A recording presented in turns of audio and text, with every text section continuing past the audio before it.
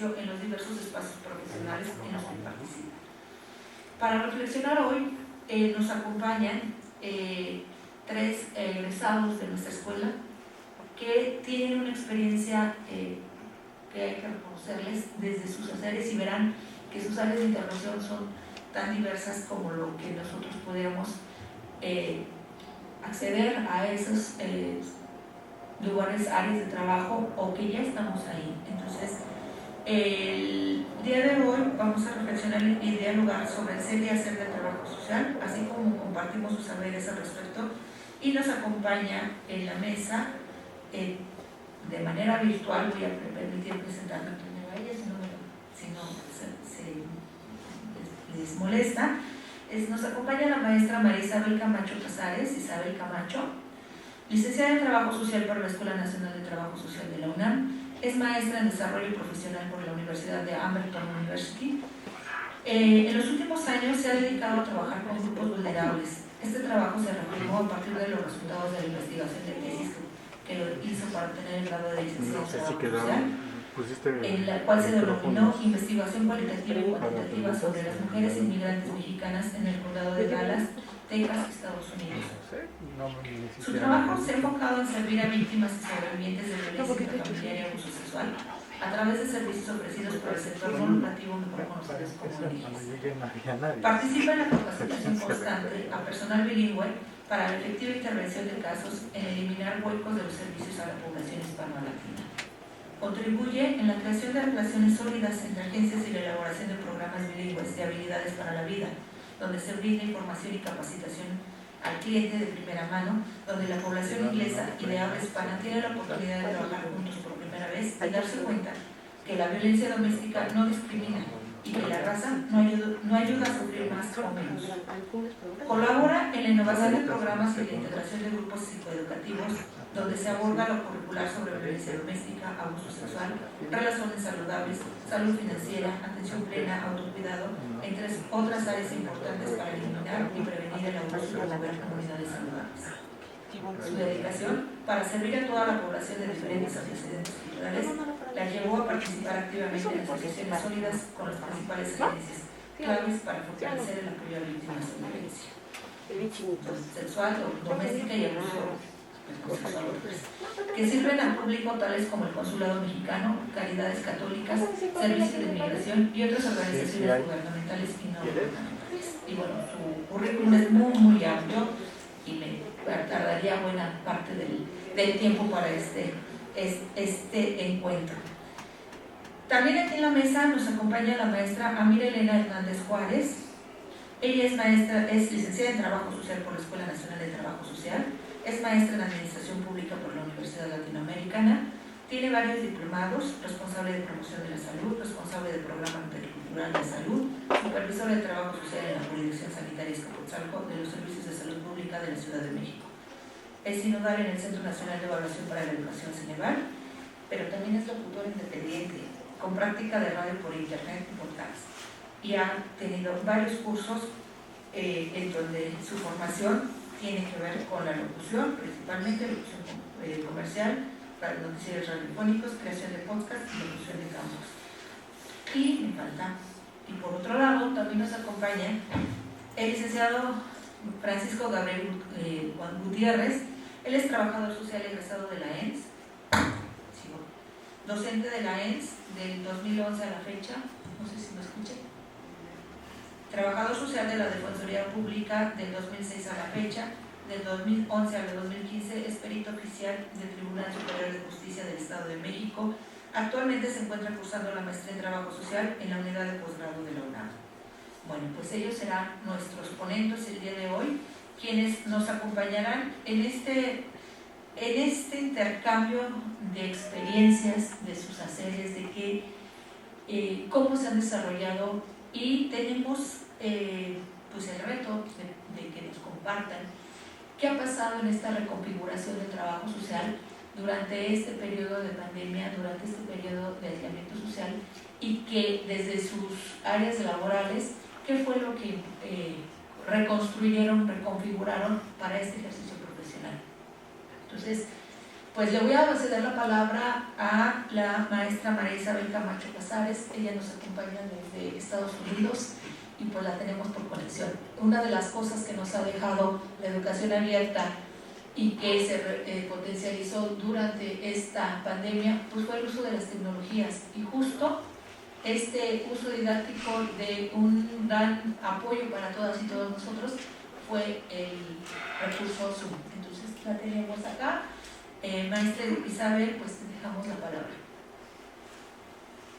¿Cómo están? Muy buenos días, muchísimas gracias. Es un placer para mí estar en conexión con ustedes. Estoy muy agradecida y me siento muy honrada de poder participar en esta mesa. No para seguir contribuyendo, creo que el trabajo social nos permite ser activos en colaboraciones para que nosotros podamos eliminar aquellos problemas sociales que nosotros vemos, que nosotros conocemos y que desafortunadamente en nuestra comunidad, en nuestra sociedad, se encuentran a veces sobrepasados por la necesidad. Sin embargo, creo que donde se encuentra un trabajador social, ahí vemos soluciones. Y cuando vemos a un trabajador social que entiende las problemáticas no solamente las que podemos ver a simple vista, sino aquellas que no podemos ver y donde podemos proveer soluciones. Uno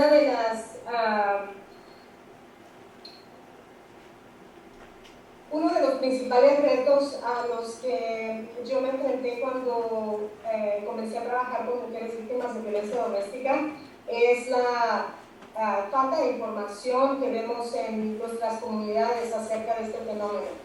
Lo vemos como una situación que es individual, que es particular, que le compete solamente a la familia. Y a pesar de que ha habido promulgaciones de diferentes políticas que pueden proteger a víctimas de violencia doméstica, podemos ver que hay refugios que se han establecido y que han sido modelos que se han establecido desde los años de 1970. A mí me gustaría regresar un poquito para poder revisar, ver Estados Unidos en una perspectiva en donde Estados Unidos es uno de los puntos principales de destino, en donde se ha tomado la decisión de ser partícipe en un fenómeno migratorio. Tenemos una ola de migración constante, y esta migración constante indica retos en donde los trabajadores sociales podemos desarrollarnos con una metodología en donde no solamente tenemos que ver cuáles son los diferentes métodos de intervención para la prevención, sino para la eliminación también de las violencias. Y no solamente estamos hablando de lo que es la violencia intrafamiliar o la violencia dentro de las familias, sino también dentro de la violencia que se vive en nuestras comunidades. Si realmente queremos tener como objetivo comunidades saludables, necesitamos poder como trabajadores sociales implementar métodos de prevención y métodos de intervención para poder auxiliar a la víctima, la cual ya se encuentra en un estado a lo mejor donde su vida está corriendo peligro, o también aquella víctima que aún no ha llegado a esa escala de violencia doméstica. Una de las decisiones que afecta culturalmente y emocionalmente al inmigrante en ocasiones suma el rompimiento de las redes familiares, y sabemos que las redes familiares nos ayudan. Una de las principales formas de mantener a una persona en situación de abuso es mantenerlo aislado. Rompemos la comunicación con las familias, con los amigos, rompemos la comunicación con el exterior para poder controlar a la pareja, para poder controlar a los hijos. Cuando nosotros vemos que hay un rompimiento de redes familiares que pudieran servir en un momento dado para proteger y resguardar el bienestar físico y emocional de los integrantes de la familia extensa y de la familia nuclear. Tenemos a los hijos, a los nietos, a los padres, a los hermanos, a los tíos, etcétera, pero sobre todo el individuo. El individuo necesitamos verlo como aquella persona. A veces nos ponemos a ver cuando hay un reporte de violencia doméstica, cuando desafortunadamente la víctima ha perdido la vida, la reconocemos como que es la hija de alguien o el hijo de alguien, o como que es familiar de alguna persona, que para alguien esa persona es importante, pero necesitamos ponernos a pensar que esta persona es importante para sí misma, como individuo, independientemente de las relaciones que la persona pueda tener con el exterior. Vemos que existe una desintegración familiar, familias o comunidades enteras sin padre o sin el sujeto masculino en la edad reproductiva por periodos largos de tiempo, y en la actualidad ya no solo sin el padre, sino también sin la madre o ambos.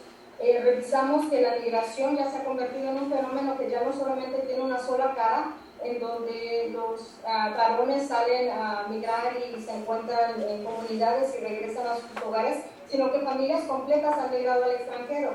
Y cuando estas familias completas migran al extranjero, migran con la ilusión, a lo mejor con la esperanza, con el objetivo de tener una mejor vida. Y desafortunadamente, muchas de las personas que viajan a los Estados Unidos en particular, se han visto víctimas no solamente de discriminación fuera del hogar, sino discriminación dentro de su casa. En muchas ocasiones, el estatus migratorio de la persona se utiliza como una forma de abuso de poder y control sobre la misma. Necesitamos entender que la víctima de violencia doméstica no solamente es mujer, aunque en su mayoría lo es. Vemos mujeres que están enfrentándose en un país, ya sea que hayan migrado por violencia doméstica, que se hayan tenido que migrar porque hay varias historias de vida en donde las personas dicen: si yo no hubiera venido, me hubiera matado, si yo no hubiera intentado ser independiente financieramente, me hubiera matado. Vemos personas que han encontrado en los Estados Unidos, ya sea la libertad que no encuentran en sus países, ya sea libertad financiera, incluso física, o una libertad de pensamiento. Vemos personas que no solamente migran y se dedican solamente a trabajar, largas jornadas de trabajo, y en estas largas jornadas de trabajo estas personas están también enfrentando la discriminación. ¿Por qué? Porque a pesar de que el ingreso que ellos perciben es un ingreso que al poderse mandar o enviar al país de origen, a la ciudad natal, vemos que ese ingreso económico a lo mejor se permite que tenga mejor representación en materia económica. Pero sin embargo, en Estados Unidos, la familia que se queda aquí, que está mandando esa remesa, desafortunadamente tiene que empezar a hacer sacrificios para poder enviar ese dinero a México. Estas familias que se encuentran a veces atrapadas en un ciclo financiero, en un ciclo económico que no se ha podido romper, porque desafortunadamente tienen trabajos que son o mal pagados o donde son abusados, y en donde también estamos tratando personas, ahora ya más común, de trata de personas, y ya sea trata por abuso sexual o ya sea trata por abuso laboral. A las personas que están migrando, desafortunadamente vienen también a veces migrando porque existe una violencia también en el país de origen. Cuando nosotros vemos que necesitamos tener un proceso de prevención e intervención para poder trabajar con la comunidad migrante, necesitamos ver cuáles son los retos a los que se enfrentan. No solamente antes de lo que fue la pandemia del COVID-19, del COVID-19, sino también lo que es durante la pandemia del COVID-19 y ahorita después de la vacunación, también cuáles son los retos a los que nos estamos enfrentando.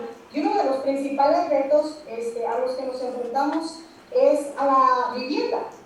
Cuando vemos a la vivienda como una forma de derecho humano, nos podemos dar cuenta que si no tenemos ese derecho humano, no podemos acceder a otros bienes, no podemos acceder a un bienestar de vida.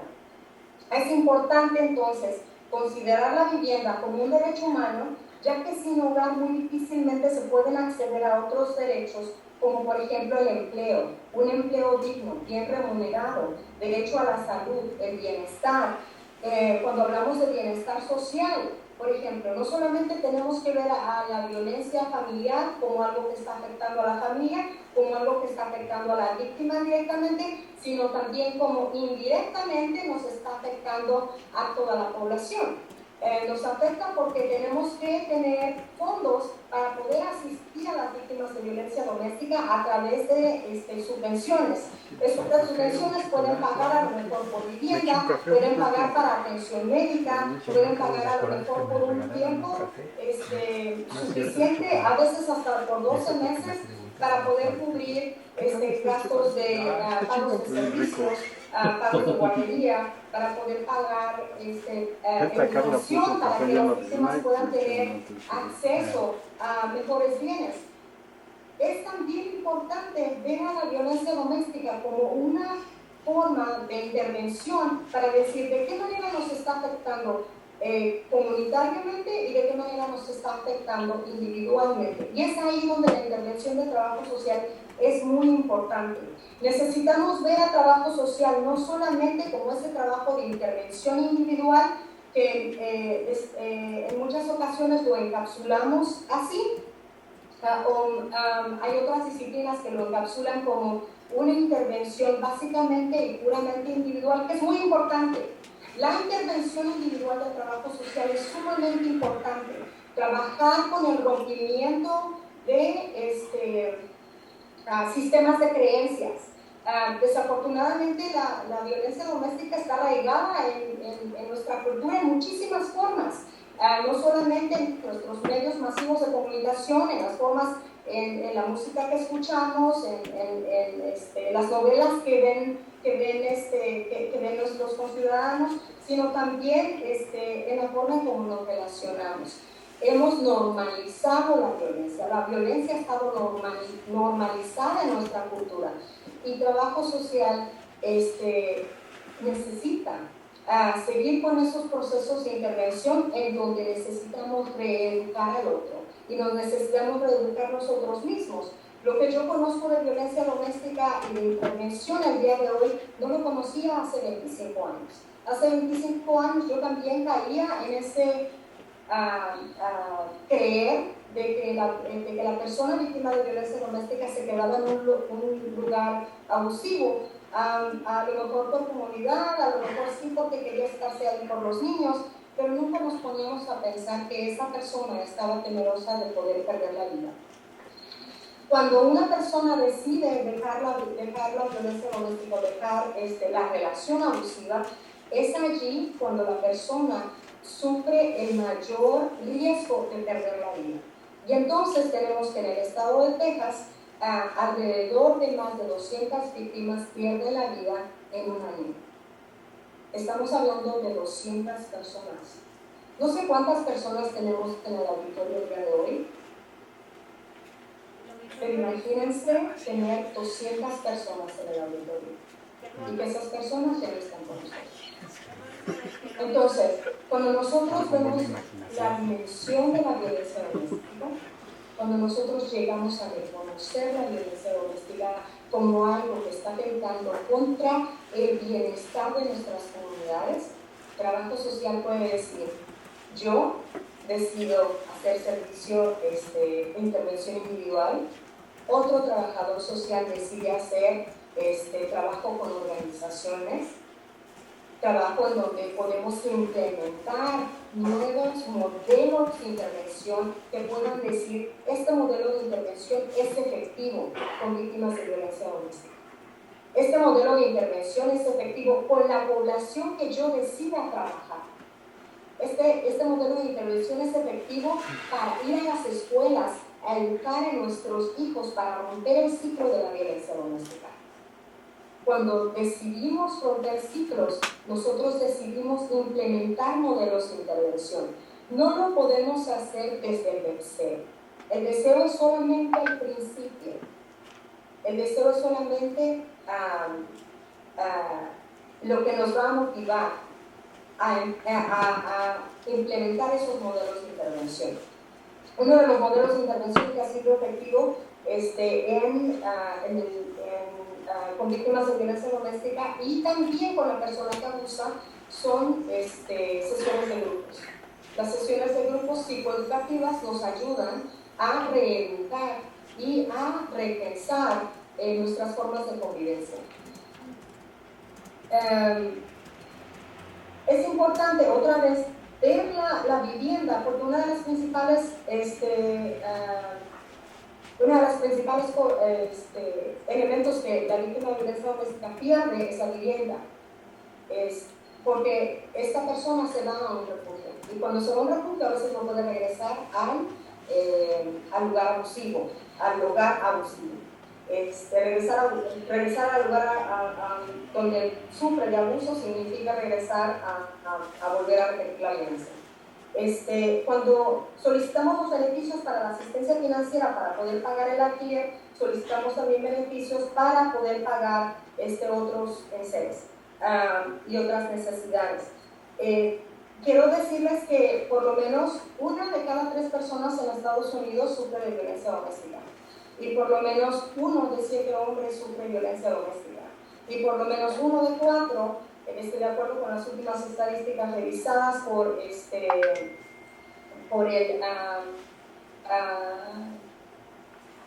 Texas Council on Family Violence, es el Consejo de Texas de Violencia Familiar, perdón.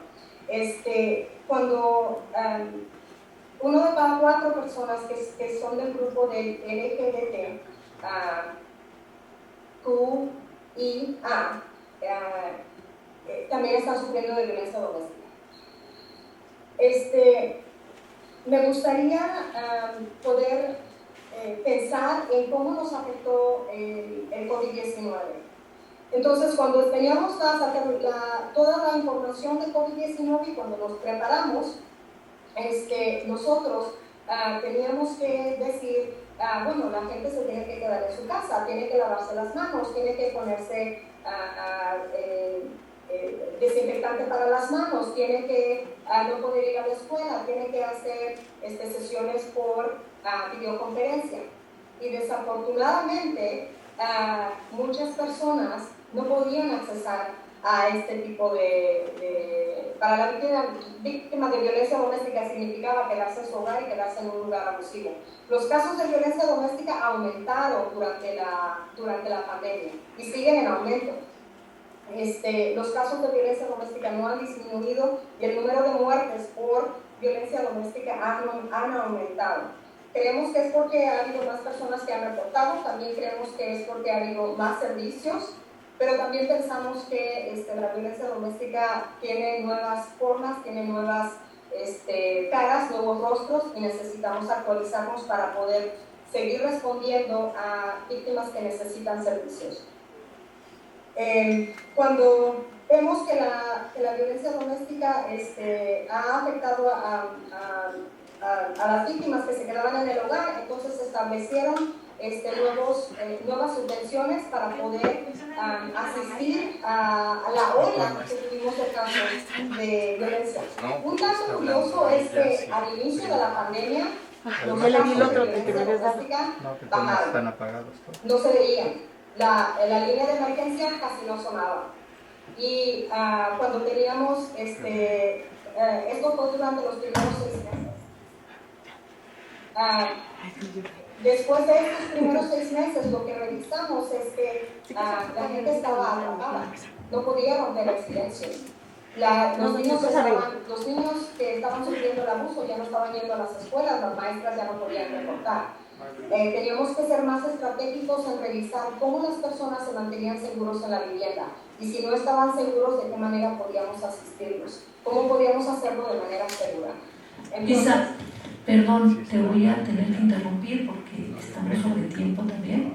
¿Gustas cerrar en 2 minutos? Cierro 2 minutos.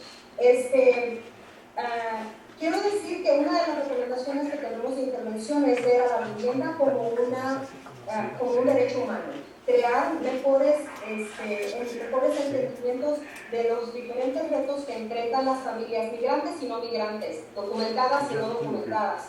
Uno de los mensajes que me encantaría con el que se quedaran es que las personas que no cuentan con documentos tienen derechos y nosotros podemos asistirles. Existe una línea nacional de atención a las víctimas y es importante que las víctimas conozcan, es importante que los trabajadores sociales conozcan y puedan conectar a las víctimas, aunque no estén trabajando con víctimas de violencia doméstica. Necesitamos informarnos, necesitamos poder tener esa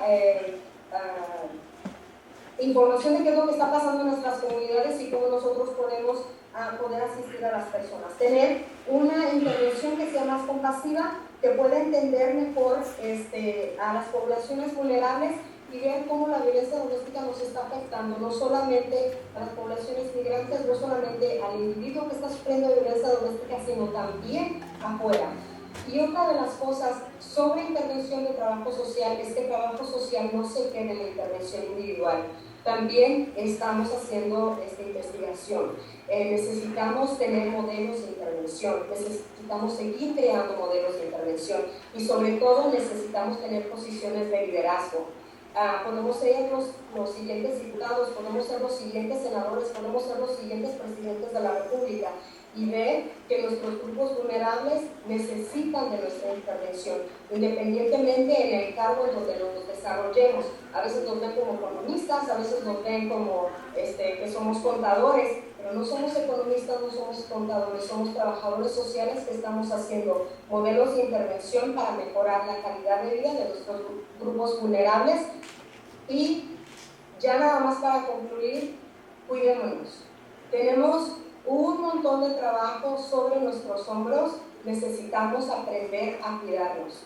Si queremos cuidar del otro, si queremos poder intervenir efectivamente, necesitamos cuidarnos, necesitamos implementar un modelo de autocuidado en donde nosotros también somos importantes, especialmente cuando trabajamos con grupos que han sufrido trauma y cuando este trauma a veces nos puede afectar de una manera secundaria.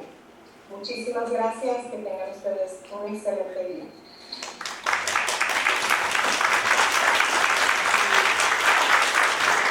Muchas gracias a la maestra Isabel Camacho, muchas gracias por compartirnos tu experiencia y esto que comentabas al final. Nosotros tenemos que cuidarnos, y cuidarnos es reconocer también que me afecta, pero que también en que puedo intervenir conmigo mismo para poder tener mejores condiciones.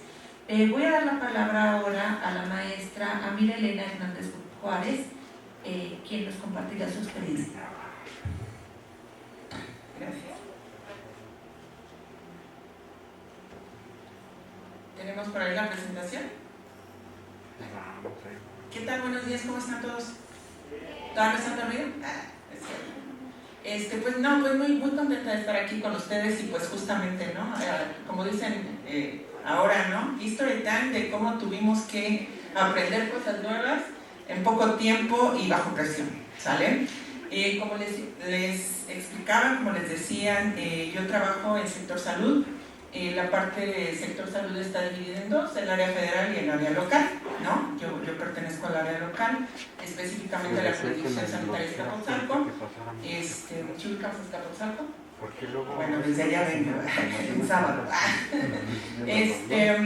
La verdad es que sí quiero compartirles esta parte porque fue muy complicada. Fue, como les digo, de tomar las riendas y decir sí podemos, ¿sale? Entonces, si me hacen favor de ir pasando la primera, por favor. Ahora queda mucho. Bueno, pues aquí, señor también. Bueno, nada más para que vean más o menos en dónde estamos ubicados, porque eso sí es importante. Saber que dependemos sí de la Secretaría de Salud, ¿no? Y después, como les decía, del área de salud local o de salud estatal, que serían los servicios de salud pública de la Ciudad de México. Dependemos ahí y nosotros, bueno, trabajo social, dentro de cada jurisdicción, aquí en la Ciudad de México está dividido, cada jurisdicción está dentro de una alcaldía, ¿no? Entonces tenemos, ¿cuántas jurisdicciones? 16, exactamente, bien contestado. Y ya el organigrama, como estamos ahí ubicados, pues es justamente, ¿no? Ahí cada jurisdicción tiene un área administrativa, un área médica, un área de epidemiología, que es la que se encargó de ver todas estas situaciones del COVID, y nosotros ahí en un área de trabajo social. Todavía no somos una dirección, pero somos un área específico y nos juntaron ahora con el área de promoción de la salud. ¿Sale? La que sigue, por favor. Y bueno, nada más para que recordemos qué es la promoción de la salud y que bueno, la salud también es un derecho humano y que la salud está, por el solo hecho de ser humanos tenemos derecho al acceso a la salud, ¿no? Y está dentro de las políticas públicas de la Ciudad de México, ¿no? De la Ciudad de México. La que sigue, por favor. Digo, para no estar leyendo, ¿no? Porque si no, sí es como un poco engorroso. El objetivo general de la promoción de la salud y de nosotros como trabajo social en esta área de salud, pues ahí lo tienen, justo promover entornos saludables, que ya ven que les comentaba la compañera Isabel Camacho, que es un entorno saludable, pues un lugar donde nos desarrollamos, ¿no? Un entorno es un lugar donde nos desarrollamos, la escuela es un entorno, la vivienda es un entorno, la familia, un parque es un entorno, es un lugar donde nos desarrollamos y que estamos apostándole a que teniendo un entorno saludable, pues nosotros también vamos a poder tener este concepto de salud, ¿no? La que sigue, por favor. Y ahí viene justamente este enfoque que nos plantearon y que está dentro de la Agenda 2019-2030 de los Objetivos de Desarrollo Sostenible. Ahí echan una leidita, es muy importante que los tengan en mente porque justo estamos en esta transición, justo estamos en esta parte de enfocar la salud a las determinantes sociales. ¿Qué es una determinante, compañeritos de trabajo social? ¿Cómo?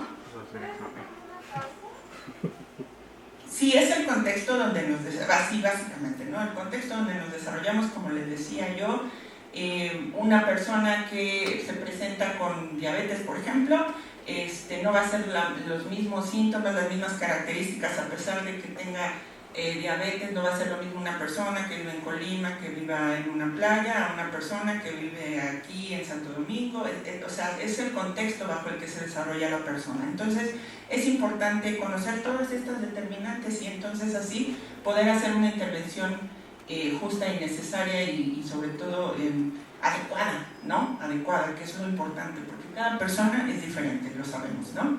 La que sigue, por favor. No me quiero entretener mucho en esto, pero quiero decirles que entre las acciones que nosotros tenemos a diario, ¿no? Y que tenemos como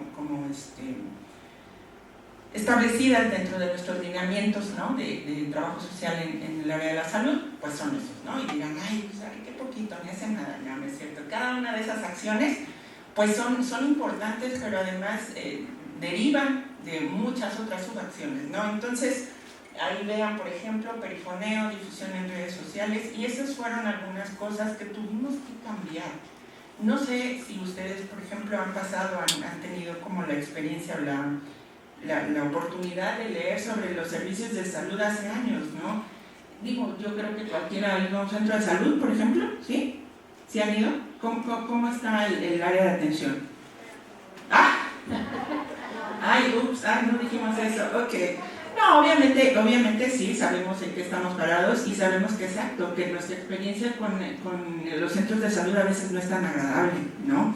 Y entonces resulta que también nosotros desde adentro pues tuvimos que cambiar muchos conceptos. ¿Por qué? Pues porque resulta que el trabajador social pues era el que daba las fichas, ¿sale?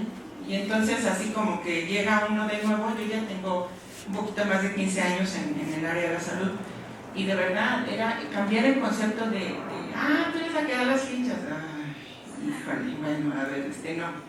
Hago muchas más cosas que dar las fichas, ¿sale? Y traigo una preparación suficiente como para hacer otras cosas y otras acciones y otras actividades. Entonces, pues lo primero que nada, venimos en este contexto de de salud ya muy tradicional, ya muy arraigada de que el paciente espere, ¿no? De darle una ficha, de atenderlo, pues si hay médico y si no, no lo atiendo, ¿no? Todas estas cosas y estas experiencias que ustedes mismos sabrán y que había que cambiarla y que reconstruirla. Entonces, la que sigue, por favor. También capacitar al personal. Parte de mis acciones también dentro del área de la jurisdicción es también capacitar al personal. ¿Por qué? Pues porque resulta que teníamos mucha resistencia. ¿Cómo le dices a una persona, vamos a ubicarnos aquí en el trabajo social, cómo le dices a una trabajadora social que siempre ha hecho lo mismo, que ahora lo puede hacer diferente? ¿Cómo le dices a una trabajadora o trabajador, porque ahora ya hay muchos chicos, que puede dar una plática vía Zoom? No, ¿cómo voy a hacer eso? ¿No? Entonces, bueno, además ni lo sé, no, porque además ni lo sabíamos. Entonces, cierta parte del COVID yo quiero pensar positivamente, yo creo que nos dejó experiencias malas, pero también muchas experiencias buenas. Entonces, tuvimos que aprender y que reconceptuar cómo se pueden hacer las cosas, que no por hacerlas diferentes están mal hechas. No, o sea, se pueden hacer bien y se pueden hacer con otras técnicas, con otros instrumentos, con otras herramientas y hacerlas bien, ¿sale? Y estos eran nuestros propósitos al inicio de la pandemia. ¿Cuándo empezó la pandemia? 28 años. Ay, desde el 2019. Ok, perfecto. Cada quien la empezó cuando empezó. La que sigue, por favor. No, en el 19, ¿no? Empezó como en marzo del 19. La que sigue, por favor.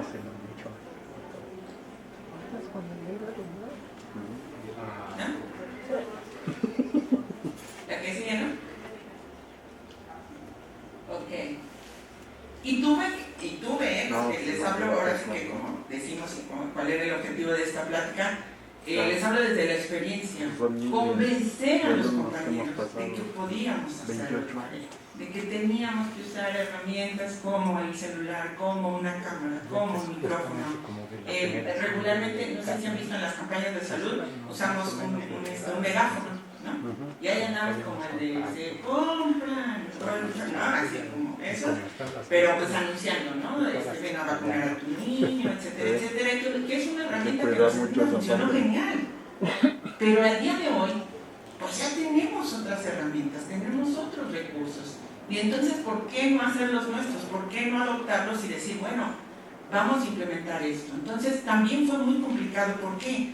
Porque nuestras autoridades, los que compran los insumos, pues nos siguen mandando megáfonos, ¿no? Y entonces ahora dile a la autoridad que bueno, sí me sirven, pero pues me serviría más una bocina, ¿no? O me serviría más una cámara digital con la que pueda yo transmitir desde mi unidad de salud hacia mucha gente que me esté viendo desde su casa, desde su taller, desde su oficina, ¿no? Entonces, han sido muchas cosas las que hemos tenido que implementar. La que sigue, por favor. Y en esta parte de la información, comunicación y difusión, pues justamente entra la promoción. Justamente de repente también había un choque muy fuerte, hubo un choque muy fuerte en 2018, si mal no recuerdo, 2017, que fue cuando se dijo, bueno, sector salud y trabajo social de salud tienen que entrarle a la promoción de la salud, que no está mal y que no está peleada con las acciones propias del área, sino que suma porque al final nos hemos convertido en trabajadores sociales de escritorio. Y entonces lo que queremos es justo eso, que el trabajo social a través de la promoción, que es una función, ¿no? Es una función específica, espero que lo tengamos claro, puede hacer muchas más cosas y tiene que tener el contacto con la comunidad. No nada más estar atrás de un escritorio diciéndole cómo se llama y dónde vive, ¿vale? Entonces, eso es importante. La que sigue, por favor. Nos dijo la que sigue. ¿Sí? Ok. Hasta ahí. Ya todos van a sacar el celular. No, espérense, sí saquen el celular. Pero me gustaría que me dijera esta de acá, a ver quién lo tiene primero, alza la mano cuando tengan el dato. Gente diabética que teníamos antes de la pandemia, por favor. Lo buscan ahí en su celular. Corran. Acá de este lado, gente hipertensa que teníamos antes de la pandemia. Y aquí al centro, gente diabética e hipertensa que tuvimos al final de la pandemia. ¿Sale? Les doy unos minutos. Y me alza la mano quien tenga el dato primero. ¿Sale uno? ¿Sale dos? ¿Sale tres? Oigan, ustedes son muy buenos, apúrense. Yo creo que te pongo como anfitrión. Siempre traen el teléfono en la mano, compañero. ¿Quién tiene el dato? Los alumnos. Antes de la pandemia, ¿cuántos teníamos? Dale. A ver, compañera, ¿qué alzó la mano? ¿Ya se las compartiste a los alumnos? Fuerte. Sí, ya se los compartí por el WhatsApp del grupo. Bueno, un abrazo, Miguel. Que han sido hospitalizados por COVID-19 tienen una mayor tasa de supervivencia, una diabetes mejor controlada también, se asocia con menores marcadores de inflación. Carla. ¿Pero cuántos tuvimos? Hablamos de números.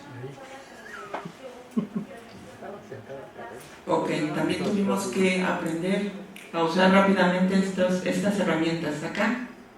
¿Quién tiene el dato? Perdón, le vamos a obsequiar un libro a quien el dato. ¡Eso!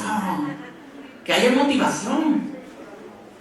Ahora sí vamos a buscar que... A ver, allá atrás. Compañeros, si ustedes son muy buenos usando la tecnología, ¿por qué no tienen el dato?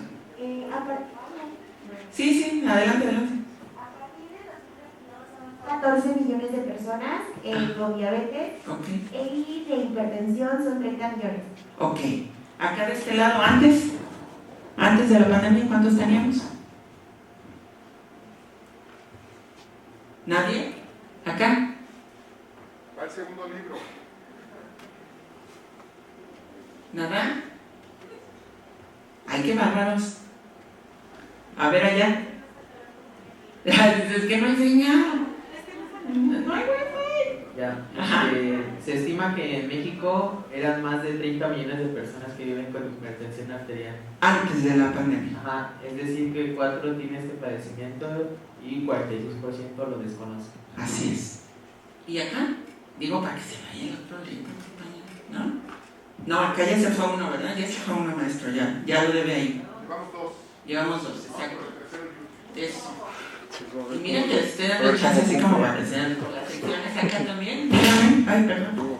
Perdón, disculpen. En México, durante 2018, de acuerdo con la Empresa Nacional de Salud y Nutrición, había 82.767.605 personas de 20 años y más en el país, de las cuales 10% reportaron, o sea, 8.542.718 contar con un diagnóstico médico previo de diabetes. Así es, excelente. Entonces vamos viendo números. ¿Y por qué les hablo de hipertensos, diabéticos y obesos? Pues porque justamente fue a las personas que más afectó, y adultos mayores, que más afectó cuando llegó el COVID, ¿cierto o no? ¿Qué se dijo? Todos a su casa. Quédense en su casa. Y nos cansamos de repetirles, quédense en su casa, usen el cubrebocas y todo lo que ya no sabemos, ¿no? Entonces, tuvimos que aprender a decirlo, pues desde nuestra trinchera, desde nuestra unidad de salud. Y justo, ya ahora sí, pueden ver el QR y vean hacia dónde los lleva. Justamente también tuvimos que aprender a tener esta información a la mano, de tener esta información en forma digital, porque todo nos lo mandan en papel. Siempre que nosotros empezamos campañas de salud, siempre nos lo mandan carteles, volantes, todos estos medios críticos y dípticos en papel. Y entonces, ¿qué se nos indicó? No manejen papel, lo menos posible.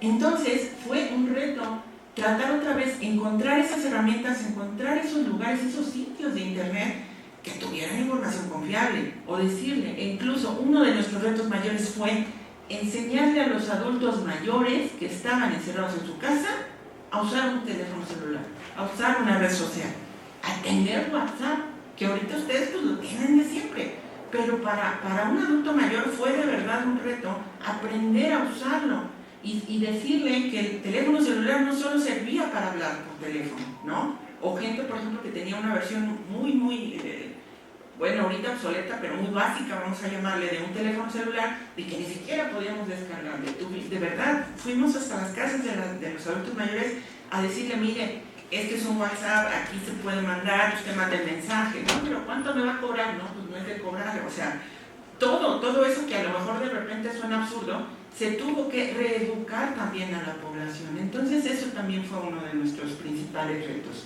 ¿A dónde lo llevó el pueblo? Ok. Esa Dirección General de Promoción de la Salud es a nivel federal y ahí tienen toda la información de salud que ustedes necesiten consultar.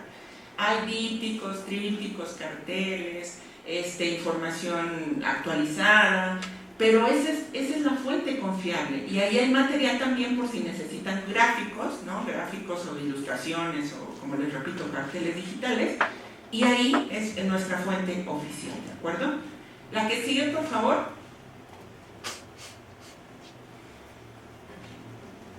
Ok. Habla, las acciones inmediatas que tuvimos que seguir haciendo y que tuvimos que, como les indicaba, seguir reestructurando y seguir apoyando a los compañeros, porque también tuvimos que hacer ese acompañamiento con los mismos compañeros de trabajo social, porque también recordemos que pues hay de todas las edades.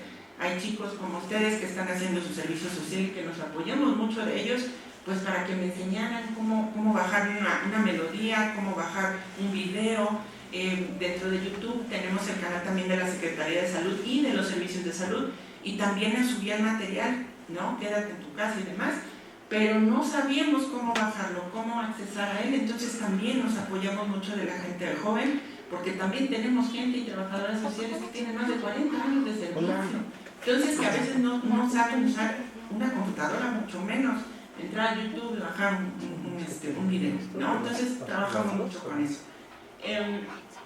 Y bueno, reiniciar y coordinar a los grupos, porque ya ven que en los centros de salud trabajamos con los grupos de ayuda mutua, no sé si los han oído, justamente esta parte que les decía yo de diabéticos, hipertensos, obesos, porque son en los que teníamos que seguir incidiendo y que fueron a los que mayor les impactó la pandemia. Entonces, ¿qué teníamos que hacer? Decirle al hipertenso, diabético y obeso, bueno, el paciente con, pues que ahora se dice así, paciente con hipertensión, diabetes u obesidad, tienes que estar sano, tienes que tener un peso saludable, tienes que hacer ejercicio. ¿Y cómo lo íbamos a lograr si todo el mundo estaba en su casa? Si todos los gimnasios estaban cerrados, si incluso los parques, ya ven que hubo un tiempo en que también se cerraron o se sellaban así ciertas puertas o ciertos horarios y no podías accesar. Ustedes, por ejemplo, ¿qué tuvieron que hacer? Si son gente que hace ejercicio, ¿qué tuvo que hacer? Hacerlo en casa. Y entonces, ¿cómo llegábamos a sus casas? Y no hay tocar y decirle, ay, oiga, voy a estar acá fuera de su casa, sígame. No, entonces, hicimos junto con la gente de Ponte Pilas, si las han visto, son compañeros también de la Jefatura de Gobierno y de las alcaldías, que justo dan estas activaciones físicas. Entonces, tuvimos que ponernos de acuerdo y decirle, oye, ¿a qué hora es tu transmisión? Oye, ¿a qué horas vas a estar en tal parque? Para avisarle a la gente y que vaya. Y hacer grupos, a lo mejor no tan numerosos así como ahorita estamos, pero sí a lo mejor de 5 o 10 personas en un área abierta para que pudieran hacer ejercicio, porque aunque traemos el cubrebocas podemos hacer ejercicio. Entonces, fue lo que tuvimos que hacer. La que sigue, por favor. Como les decía, enseñar a los compañeros cómo difundir estos carteles digitales, ¿ok? Y cómo hacer esta parte de que la gente se enterara. Entonces las mismas compañeras hacían grupos de su grupo de adultos mayores, de su grupo de crónicos, hacían grupos y entonces así se mantenían en contacto. ¿Por qué? Porque si no sabíamos que al terminar la pandemia, y justo como pasó, tuvimos a toda esta gente en crisis, ¿no? Con mayor peso, con niveles desequilibrados, fuera de control totalmente, y volverlos pues ahora sí que al redil fue muy difícil, ¿no? Está siendo difícil la actualidad, ¿no? La que sigue, por favor. Ahí está lo que les digo de los carteles, y justo les dejé ahí que fue justo en 2019 cuando las primeras campañas de salud pública, de jornadas de salud, jornadas nacionales de salud, lo que se conocía como semanas nacionales, que era cuando nos vacunaban a todos, se convirtió en una jornada de salud y sana distancia, ¿no? Porque íbamos a promover justamente todo esto, sana distancia, uso de cubrebocas y tal para COVID. Y bueno, estos materiales que también no nos mandan a nivel federal. La que sigue, por favor. Ya estoy tratando de cerrar porque vamos rápido. Otra cosa, las situaciones que les decíamos, las sesiones virtuales, también tuvimos que aprender a usar una cámara, a usar a usar el Zoom, ¿no? Y que nos decían, ¿cuál Zoom? ¿De qué Zoom? ¿Cuál Zoom qué? O sea, de verdad fue complicado, ¿no? O luego dejábamos abiertos, ¿no les ha pasado que dejan abierto el micrófono? Al principio todo el mundo dejaba abiertos los micrófonos y entonces oíamos todo lo que estaban comentando con sus parejas, con su familia, con el perro, con el gato, con el señor de los tamales, ¿no? Entonces fue toda una experiencia aprenderlo, y se los digo, en muchos centros de salud tuvimos que comprar cámaras porque no teníamos cámaras. Entonces, bueno, otro reto que tuvo que superar. La que siga, por favor.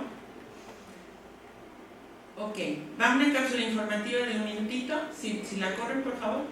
A ver si corre. No va a correr. ¿No corrió? No. Luego se las paso, está muy bonita. Bueno, tuvimos que aprender a hacer cápsulas informativas, justo para estarlas subiendo a nuestra página de Facebook, porque fue lo que veíamos que más usaba la gente.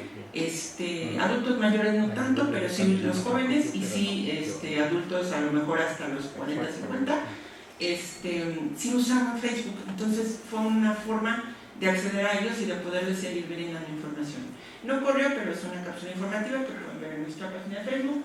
La que sigue, por favor. Ya era la pausa activa. También era un video en el que tuvimos que enseñar a la gente a distancia cómo activarse desde casa. Y eso ya lo empezamos a hacer nosotros a través de nuestros promotores, a través de capacitar al trabajo social, capacitar al personal de salud y que todos pudieran dar una activación física, aunque estuvieran en el centro de salud y la gente en su casa. La que sigue, por favor.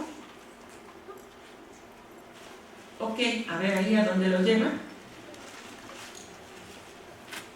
Y justamente también aprendimos a hacer juegos porque no sabíamos cómo hacerlos. Entonces, valernos de todo lo que podíamos valernos, usar todo lo que teníamos a la mano. Ese fue el reto, sigue siendo el reto, porque próximamente, pues bueno, les aviso que pues cada jurisdicción tiene ya su canal. Algunos sí, algunos no, pero estamos en eso, estamos en el camino, y como les dije en un principio, yo creo que lejos la pandemia de dejarnos cosas malas, también nos dejó muchas cosas buenas y muchas cosas que aprender. Ahorita que comentaba la maestra, sí, también estudié locución, sí, también tengo mi canal. ¿Por qué? Porque también ha sido una forma de seguir comunicándome con la población, y es una forma más amable, menos institucional, de decirle, aquí estoy, y si tienes alguna duda, algún problema con tus servicios de salud, vas a tener quien te responda. ¿De acuerdo? Muchísimas gracias. Adelante.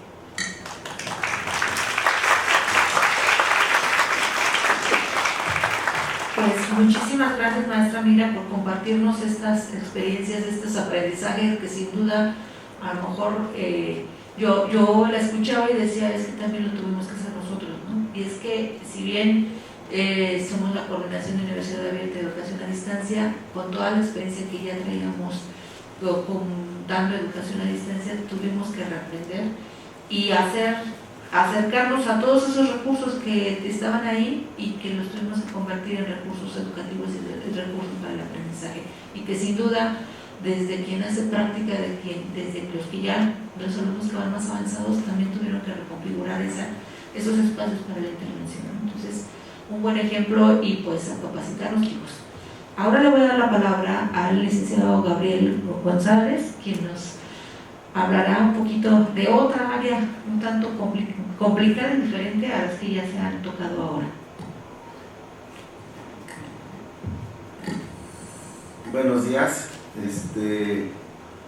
Yo creo que la mayoría de ustedes han escuchado un poquito ahora de lo que Trabajo Social se está desarrollando en el ámbito jurídico sobre el tema del peritaje, lo que es trabajo social ya como un perito en materia penal o en materia familiar. ¿Qué nos ha dejado o qué hemos estado aprendiendo sobre este desarrollo? Estamos en un cambio dentro del sistema jurídico en el cual dentro de la impartición de justicia se trata de dar una perspectiva más humana, apegada a lo social, en donde se empiezan a echar partes de lo que son los derechos humanos, la perspectiva de género, y todo dictamen, todo trabajo de intervención profesional que se va a hacer como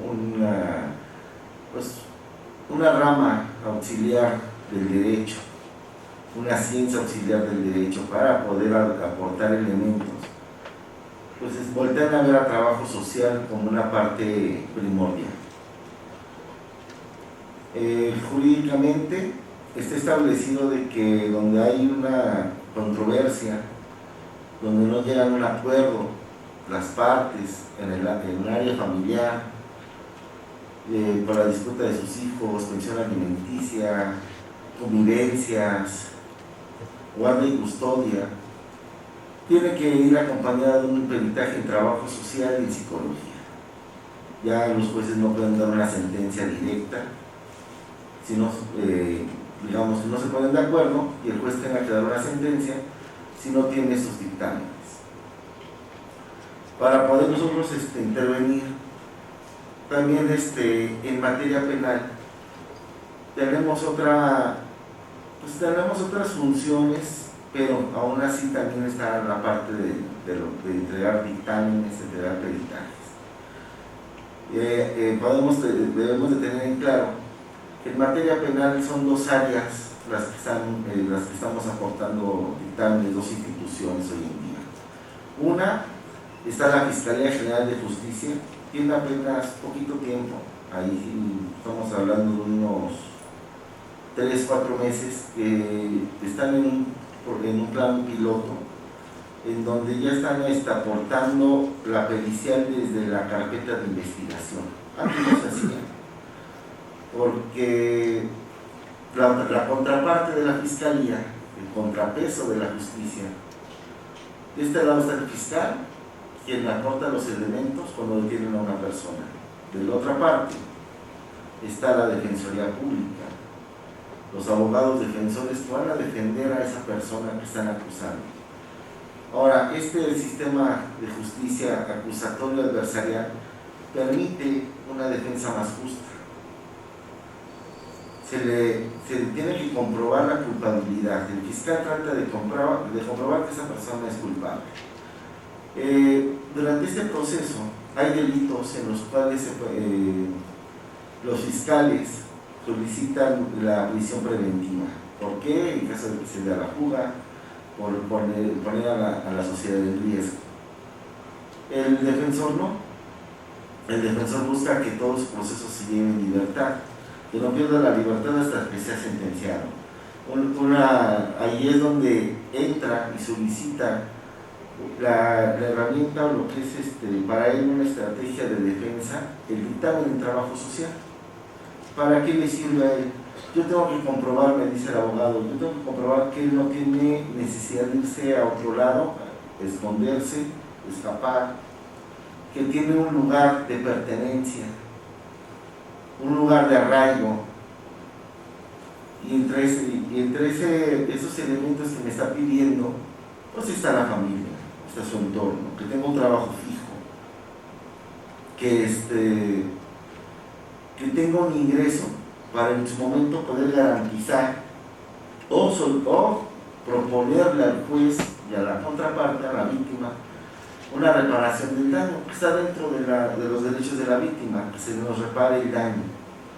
Pero también si hay situaciones fortuitas, cuando les comento que es fortuita o desafortunada para cualquiera de ustedes, de nosotros, o a las personas que han pasado por esa situación, imagínense que una persona vaya o esté trabajando, puede ser su papá, hermano, hermana, mamá, cualquier familiar, amigo, esposo, y de repente está el chofer y una persona se le cruza, la atropella, la mata. Homicidio culposo. La familia,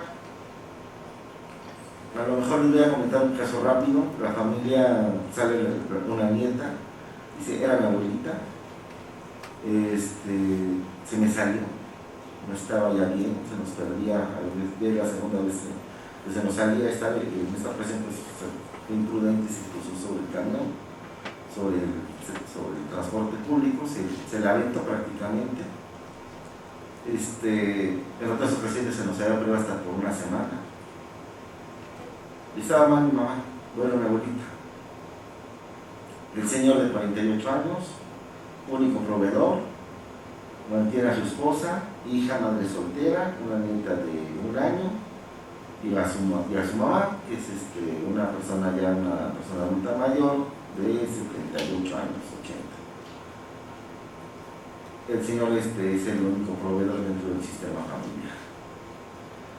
La familia, pues, preocupada por el señor de 48 años, querían, todas las mujeres estaban ahí con él, apoyándolo. La nieta, pues, le comenta en la audiencia antes de entrar, pues le voy a dar el perdón, fue un accidente, no hubo intención, pero no fue responsabilidad mía. Voltea al fiscal y le dice, oiga, y va a dejar perder los 150,000 pesos que tiene derecho por la pérdida de su familia. Si le da el perdón, ya no le paga. ¿Cuál es la postura de la víctima?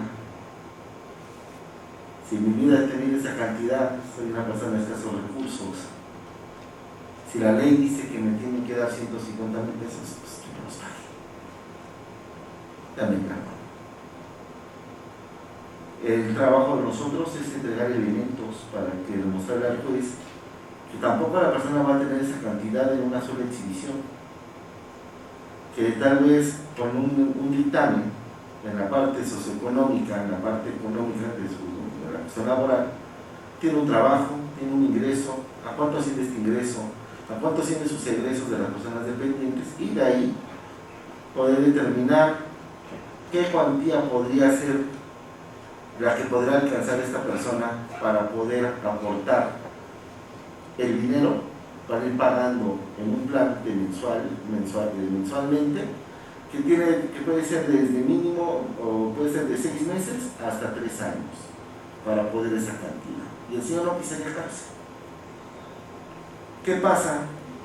Llega la pandemia, llega el aislamiento social, y como este tipo de situaciones no dejan de suceder, porque la vida de una manera u otra, aunque estamos en nuestras casas, sigue. Hay muchas personas que tienen que salir a la calle a buscar dinero para llevar a sus casas, y llegaban a suceder situaciones.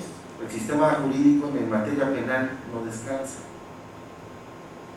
Es de las instituciones que están abiertas los 365 días del año, las 24 horas. No tiene vacaciones. En materia familiar, pues deciden los jueces suspender actividades, que la gente se espere, que los hijos esperen, los divorcios, las pensiones, pueden esperar. Hay que resguardarnos. En materia penal, ¿no? ¿Qué nos toca hacer?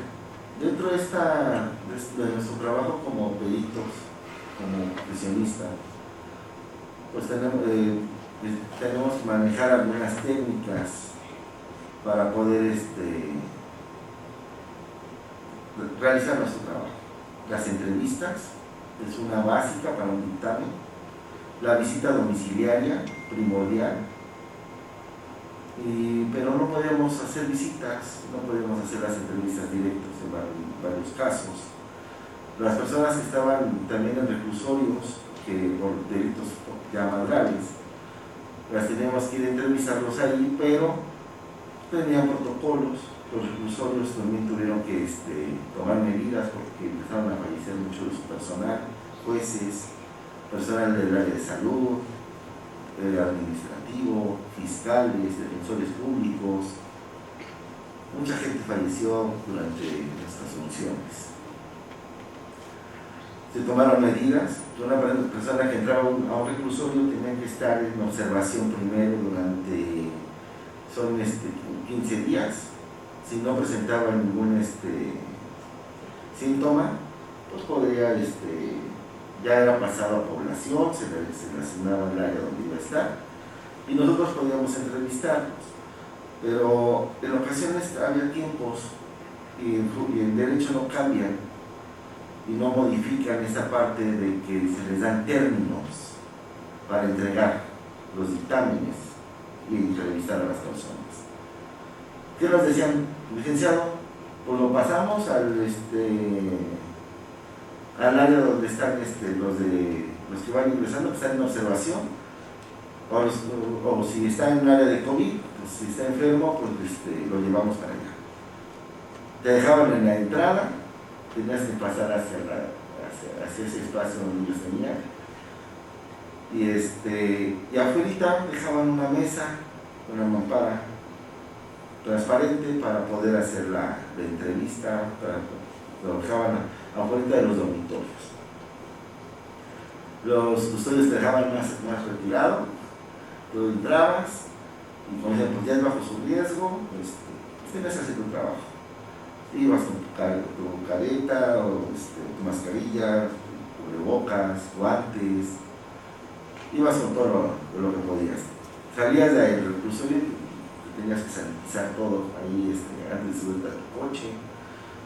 Ya era una medida de prevención para nosotros, nuestra salud y nuestra familia, porque también esto lo podemos llevar a nuestras casas. Pues dentro de todo esto tuvimos que empezar a reinventarnos, a renovarnos. De repente nos piden que ya no empezamos a tener un poquito otra vez a reactivar nuestra vida normal. Pues en materia familiar también nos piden que pues continuemos con nuestros dictámenes. Pero estaban prohibidas todavía las visitas domiciliarias. Variar los domicilios y poder determinar si los espacios eran adecuados para los niños, quién estaba dando mejores condiciones para los jóvenes, sus hijos. Pues empezamos a apoyarnos también de los medios digitales, de los medios tecnológicos, y empezamos a utilizar lo que son las videollamadas, el WhatsApp, para poder, entrevistar a las personas, para que si no puedan trasladarse hasta las oficinas o incluso a sus domicilios.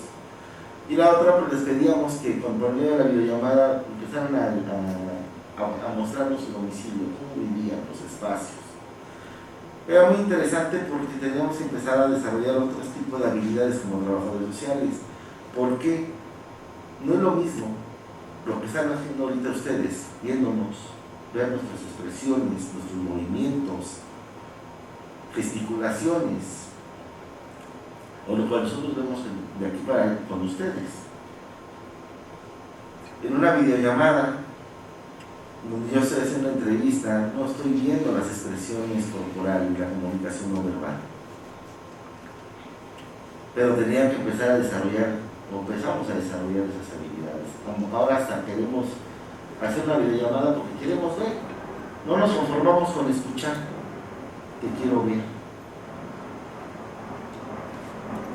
Y no nos sentamos ver. La observación es otra de nuestras herramientas,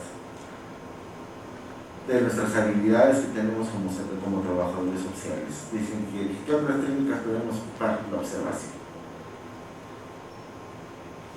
Durante la entrevista, poder escuchar el tono de voz, y si este tono de voz también va relacionado a la gesticulación y a la comunicación no verbal. Pero cómo vive y que me esté llevando por su casa. Y para asegurarme todavía le estoy diciendo, ¿sabe qué? Ahora le voy a pedir que se salga de su casa, muéstreme la fachada de su casa, camina a la esquina y muéstreme la nomenclatura, quiero ver el número de la calle, el número exterior de este domicilio. ¿Por qué? Pues que tengo que asegurarme que ese es ese domicilio. No me están asegurando que esa videollamada es donde está adentro de la casa, que puede ser su casa de él, de su mamá, de su hermano, un vecino, un amigo, o sea, o donde realmente vive. Tengo el dato de su domicilio, necesito saber qué es ese domicilio. Y necesito foto de la fachada, de la nomenclatura, del patio, de la recámara, de la sala, comedor, cocina, baño, todo. y de repente decirle, ábrame su closet, ábrame esto, ¿y para qué? Necesito observar qué tiene, cómo está ordenado, porque ahí viven sus hijos, ahí van a estar. Es algo interesante en nuestro trabajo. Muchas veces tenemos que llegar, y es muy incómodo como peritos, como trabajadores sociales, hacer nuestro trabajo para la gente, porque muchas veces nos preguntan, nos cuestionan, y es necesario que le muestren. Es que aquí tengo mi ropa interior, o tengo mis cosas personales. Yo nada más quiero que lo abra, lo veo y cierra. No quiero que saque nada ni que me muestre nada. No, no es necesario. Aquí están sus hijos, necesito ver. ¿Por qué? Porque necesito saber dónde están ellos. ¿Qué he encontrado? Pues armas, droga, dentro de su ropa interior, que no es ropa interior. Imagínense un papá que está pidiendo la guardia de custodia de sus hijas de 7, 8 años y me abre el cajón que no quería y está lleno de películas pornográficas, tiene un arma, droga. Tengo que informar al juez. No porque tenga material pornográfico quiere decir que la persona no es apta para convivir con sus hijas. Pero entonces el juez sí ordenó una prueba en psicología a fondo sobre si las niñas pudieran estar en riesgo con el papá o no, conforme al encontrado en trabajo social. Yo nunca dije que las niñas pudieran riesgo, yo nomás describí lo que encontré. Quien le dio el significado fue Luis. Entonces, los medios tecnológicos nos van ayudando, nos van ampliando esa visión. Nos tenemos que renovar. Se empezaron a llevar las audiencias también por videollamadas. Tenemos que estar, no ir a trasladarnos a un reclusorio, al Cebarepsi. ¿Sí conocen lo que es el Cebarepsi? Es el Centro Varonil de Rehabilitación Psicosocial. Son para las personas que sufren de algún tipo de trastorno, ya sea adquirido o genéticamente que ya lo tuvieran ellos de nacimiento. Que significa que estas personas no tienen la capacidad de querer y entender, se les denominan inimputables dentro de lo que es el sistema jurídico. Cuando se llevan las audiencias, si no tienen familia, o la familia ya los abandonó, los olvidó, por la cuestión de las drogas, que porque están delinquiendo, porque los desconocen, porque ya les robaron o les vaciaron la casa, y ya no los quisieron y están en situación de calle, y no tienen esa capacidad de entender qué está sucediendo. En el Cebarepsi sí les están dando ese tratamiento, pero se les lleva a sus audiencias. Y son como si fueran unos niños que están en un estado de indefensión.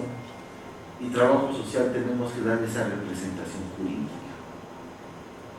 Y si no entiendes, yo tengo que voltear y explicarle qué está sucediendo, qué pasó. Me pregunta, ¿qué hice? Sucedió esto. Es muy interesante el trabajo que estamos haciendo hoy en día. La importancia que están volteando a vernos en este ámbito jurídico. Ahora ya no somos gestores, ya no somos quienes a lo mejor estábamos apoyando o siendo el puente entre las personas, los familiares de los actores que están en una situación jurídica, con los abogados, con los jueces. Ahora somos un medio que es importante para ellos.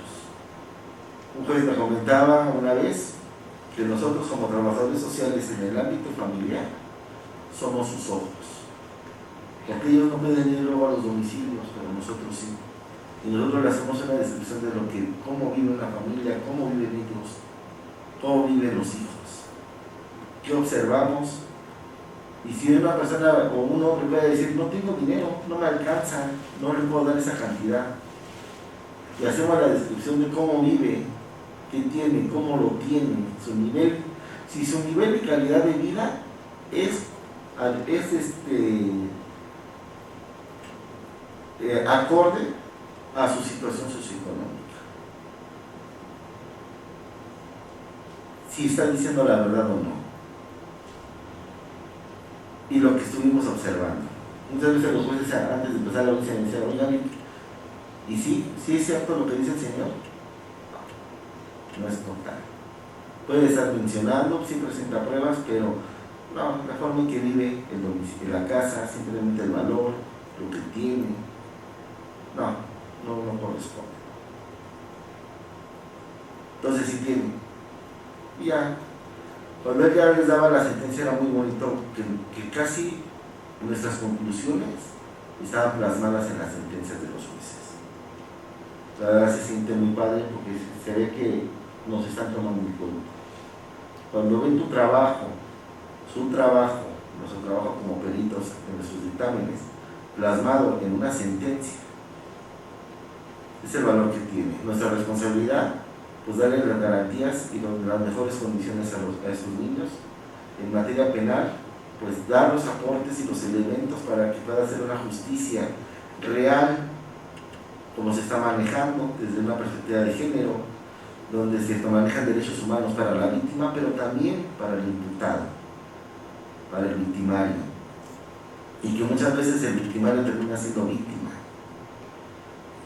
Y nosotros tenemos que ser parte de esa situación donde se busca una justicia equitativa, de igualdad, y para eso estamos nosotros.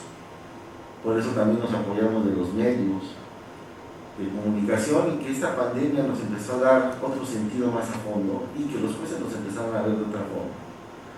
Y hasta esto es lo único que puedo venirles a compartir, y que ustedes tienen toda la experiencia, están teniendo la formación. La verdad, cada vez nos estamos ocupados porque tenemos que dar un mejor trabajo en materia de salud, en materia del ámbito jurídico y en cualquier otra área. Cada vez nos están exigiendo más responsabilidad, más trabajo, más ética y más conocimientos. Y eso es todo por mi parte. Gracias.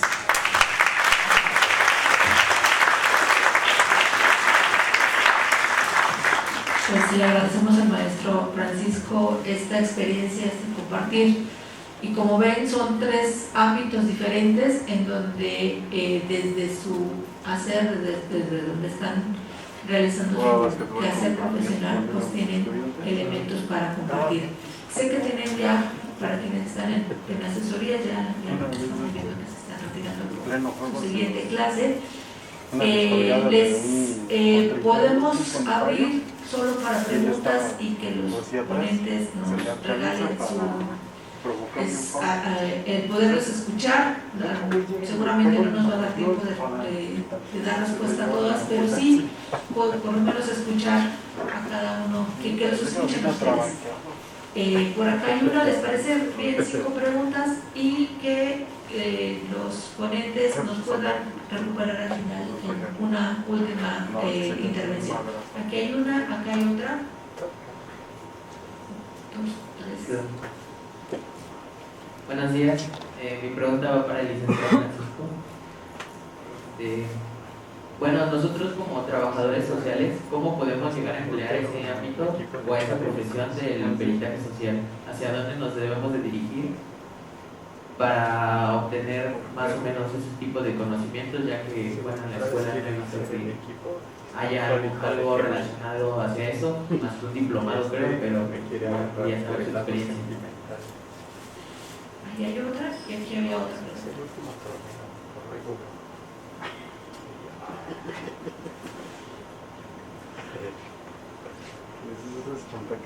Buenos días, yo quiero hacer una pregunta más bien general, porque he notado que como trabajadores sociales tenemos muchas herramientas para intervenir, pero por ejemplo específicamente con las líneas telefónicas, servicios electrónicos como correo, pues el gobierno no responde, marcan y no hacemos nada o no podemos como influir más allá en los hospitales, en los centros de salud. Entonces, ¿qué podemos hacer nosotros como para que incidamos en esas cosas y meter un poquito de presión, ya sea a la institución o al gobierno en general, como para que nos atiendan? Porque pues ni en Locatel ni en el 911 se puede reportar como que es. Entonces se podría decir que al final de cuentas los servicios que nos están brindando vía justamente electrónico están de adorno, nos hacen perder el tiempo. Gracias. Acá había otra. Ya sé por dónde voy a Ok, llegar. incapacitación. Sí. Aquí. Pues yo quería preguntarles igual a los tres en general cuáles han sido las limitaciones que han enfrentado cada uno en sus espacios de especialización respecto al trabajo social, porque pues sí ha sido muy limitado y todavía existe mucho estigma sobre lo que es la carrera.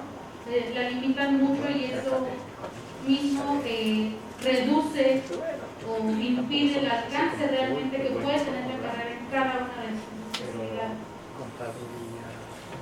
¿Alguna otra pregunta o les cedemos la palabra a nuestros ponentes? Esto todavía sea tener título de nada, ya son académicos.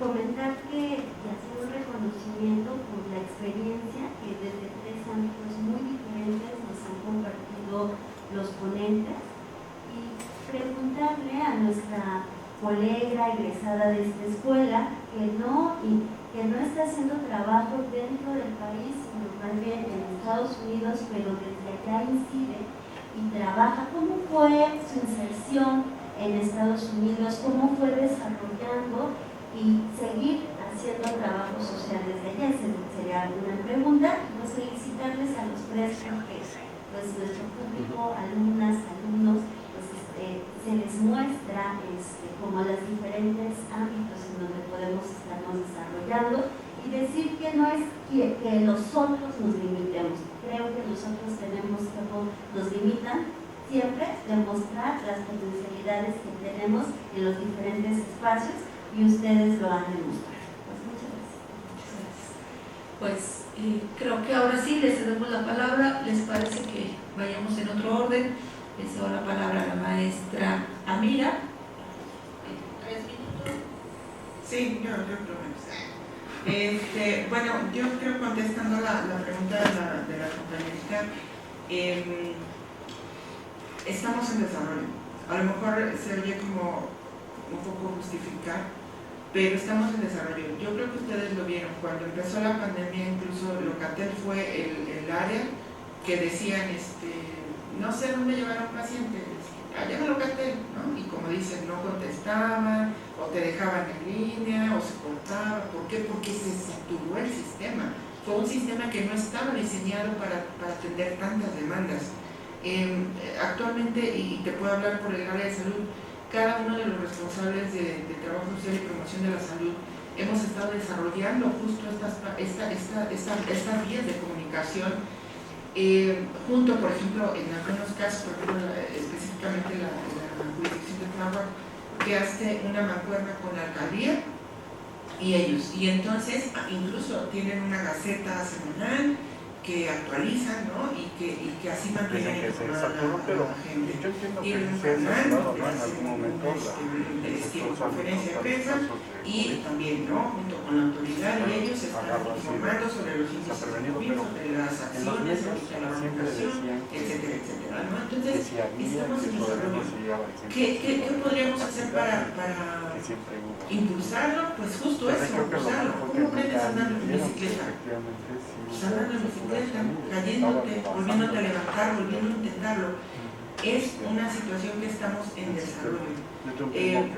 Por ejemplo, a nivel federal tenemos mejores recursos y de hecho las respuestas han sido mejor aceptadas o más desarrolladas. Entonces, vamos paso a paso. Yo te podría decir que esperemos, ¿no? Que espero yo, lo veo, pues que ya a lo mejor en el año 30, 2 años máximo, ya tengamos un sistema más desarrollado, más fluido, pero también una población que sepa cómo usarlo, porque también esa parte de la población que no sabe usar los medios para hacer una solicitud, para hacer un requerimiento, para solicitar un acta de nacimiento, por ejemplo, es muy elevado. Entonces, vamos de la mano, pero vamos caminando. Y para la parte que nos comentaban de las limitantes, pues yo creo que en lo particular yo diría que la principal limitante sería la ignorancia. La ignorancia en mi caso, hablando respecto a que teníamos que desarrollar cosas, pero con conocimiento de causa y no saliéndonos del lineamiento que nosotros tenemos como personal de porque a lo mejor yo puedo tener ideas extraordinarias, pero entonces tengo que seguir la ley, ¿verdad? A lo mejor yo pienso que es muy buena idea venir y vacunarlos a todos aquí, pero hay una ley, entonces a lo mejor no es viable que se vacune a todos aquí. Entonces, digo, es un ejemplo a lo mejor muy burdo, pero yo digo que entre nuestras principales limitantes es la ignorancia y la apatía. ¿Por qué? Porque ustedes mismos que están en desarrollo, que están en formación, saben que tenemos muchos recursos, que tenemos mucho conocimiento. Ahora el reto es llevarlo a la práctica, es aterrizar, pero sin salirnos de la legalidad, sin salirnos de las normas oficiales, sin salirnos de la ley, por lo menos en lo que es el aspecto de salud, porque al final es una vida con la que estamos conviviendo, ¿no? Esa sería mi respuesta. Muchas gracias, maestra. Maestra Isabel, tenemos la palabra. Muchas gracias. Creo que lo más importante es ver los retos que tenemos enfrente como oportunidades. Ver, por ejemplo, el reto de la pandemia como una oportunidad que han mencionado la maestra antes. Necesitamos revisar que el trabajo social nosotros mismos nos la tenemos que creer. Somos científicos, somos personas que tienen una disciplina, que la tienen que aplicar, necesitamos aprender y entender cómo hacer investigación, darle el valor importante a la investigación. No venir desde el deseo, sino desde la investigación que nos diga, estos son los factores que tenemos. Estas son las números, esto es lo que nos dicen los números. Ser estadistas, entender cuáles son los retos a los que nos estamos enfrentando y especializarnos en algo. A veces quisiéramos hacer todo, pero necesitamos especializarnos. Necesitamos ver dónde está nuestra pasión. También necesitamos reconocer cuáles son las limitaciones. Desafortunadamente, el trabajo social sigue siendo una de las profesiones que aún sigue siendo mal pagada, incluso aquí en Estados Unidos. Necesitamos ver que no estamos haciendo trabajo asistencial. Nuestro trabajo tiene un deber ser, y el deber ser es comprensivo. El deber ser es ver de qué manera vamos a implementar nuevas formas de intervención. Porque trabajamos con gente y la gente cambia. Ya decía Durkheim, vivimos en una cultura que se modifica. Nosotros también necesitamos crecer con esta cultura. Nosotros también como trabajadores sociales y vemos muchas pruebas de ello. Me siento muy satisfecha y muy orgullosa de los otros dos panelistas. ¿Qué trabajo tan importante estamos haciendo dentro del área de la salud? Reconocer que el trabajo que hace un trabajador social, desde lo que es repartir una ficha hasta hacer investigación de campo y traer resultados para que nosotros digamos, esto es de donde viene la información. Me preguntaban que cómo comenzó todo esto. Ya refería a la licenciada Alma que es una investigación. Tuve la oportunidad. Mi padre nos abrió las puertas en Estados Unidos, nos arregló la residencia. Yo no tenía conocimiento de la residencia ni lo que significaba y por destino o a lo mejor también por oportunidad se pudo establecer esta tesis de investigación. Y en la tesis de investigación yo hablaba sobre migración y hablaba sobre familia y discriminación social. Yo entendía que la discriminación social existía. Nunca había hablado de violencia doméstica. Hasta que 27 de las 31 mujeres que entrevisté arrojaron violencia doméstica. De una u otra forma. Entonces necesitamos investigar, necesitamos saber dónde están las problemáticas, necesitamos reestructurarnos y repensarnos, pero desde la experiencia. Repensarnos desde la experiencia que nuestros ancestros han tenido y de qué manera nosotros seguimos avanzando y abriendo escalones y abriendo puertas. Cuando empecé a trabajar en las organizaciones no lucrativas, habíamos pocos trabajadores sociales. Cuando tuve posiciones de liderazgo, abrí nuevas posiciones para trabajadores sociales, porque hacían falta. Pero necesitamos saber por qué hacen falta. Y sobre todo saber que necesitamos colaborar en equipo. Necesitamos respetar a las otras profesiones y trabajar junto con ellas. A veces las problemáticas nos rebasan.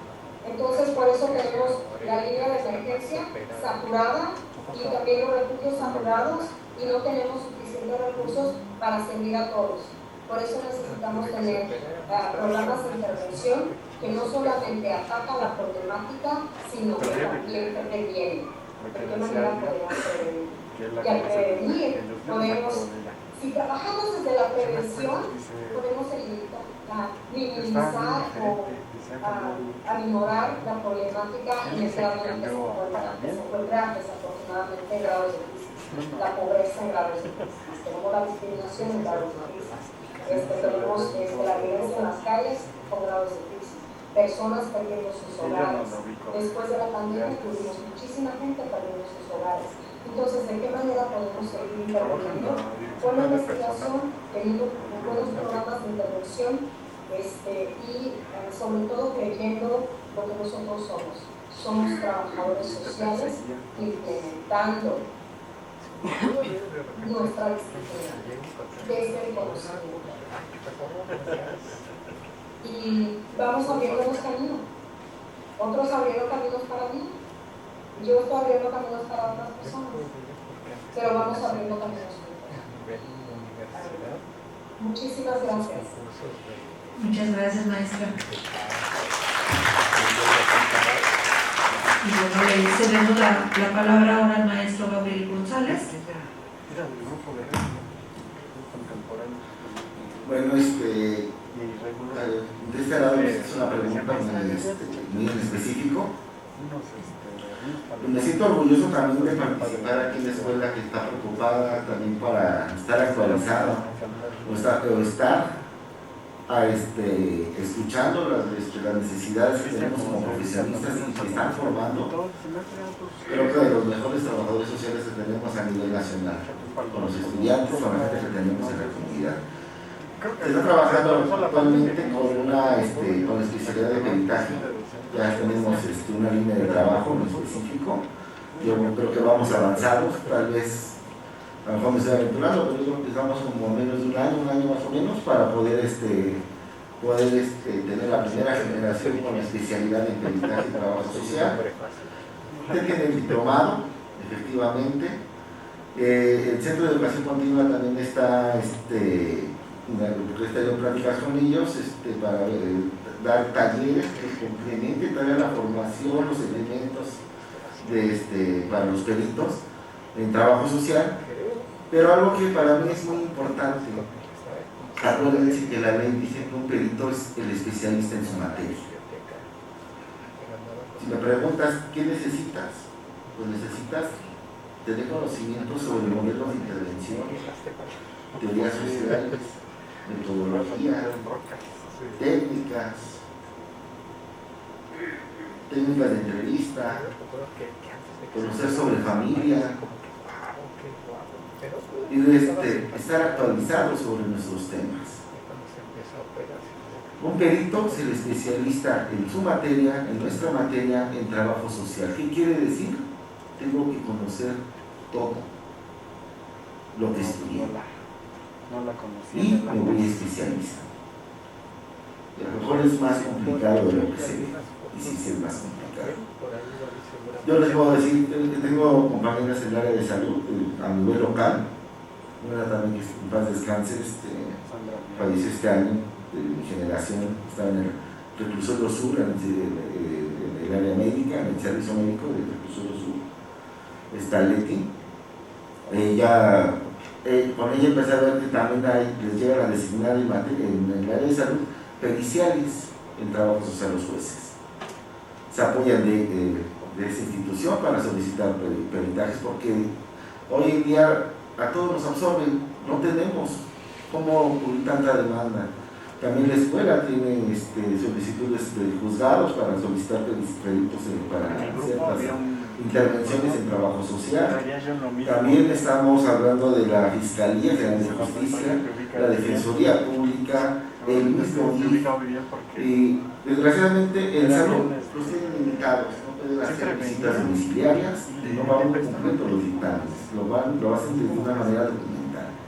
El DIF, el personal que luego tienen en todas las instituciones o en municipios, no todos son profesionistas y se los llegan a dar a compañeros que son a nivel técnico sus conocimientos, y sí va muy falta de elementos todavía esos dictámenes. La Fiscalía está ahora dando elementos desde las carpetas de investigación. ¿Qué quiere decir? Que ahora están pidiendo, les digo que tienen pocos meses porque de los compañeros que han estado dentro del diplomado, de los diplomados, tenemos a los 6 que contrataron ahorita, los 6 están 6 que ya pasaron por el diplomado en el Centro de Educación Continua, entregando dictámenes ya con lo que es solicitando lo que es la cuantía de la reparación del daño y enfocando o tomando en cuenta el entorno de la víctima. Entonces ya ahora la fiscalía dice, yo quiero tanto para que le pagues a la víctima. Antes no lo hacían. Y en la audiencia cuando solicitaban algo para el peritaje de la defensoría ya no se les pagaba. O se manejaban plazos, o entraba el fondo de emergente, el Fondo Nacional para Atención a Víctimas, para la reparación del daño. La escuela está teniendo y está dando muchas herramientas. Hay línea de trabajo para hacer, para que ustedes puedan formarse como peritos. El nuevo plan de estudios ya contempla la materia de peritaje como una materia optativa para los que están ya con el nuevo plan. Para los que ya van más adelante, pues van a tener la especialidad, el diplomado, talleres que va a dar el Centro de Educación Continua inclusive hasta mostrar más también se ha preocupado me ha llegado a pedir hasta cursos semestrales relacionados con el peritaje. Entonces, también para eso. Entonces, todos estamos trabajando en colaboración. Están varias maestras con nosotros, la maestra Chocana, está el maestro Miguel Ángel, hay varios profesores que tienen bastante experiencia, la maestra Gloria Alcántara, la maestra Erika Trinidad Chávez, que es la directora del Tribunal Superior de Justicia. O sea, tenemos una gama de grandes peritos que estamos y profesores que integramos actualmente aquí en la escuela. O sea que eso no sé si tiene un poquito tus dudas, tu idea, hasta ahí.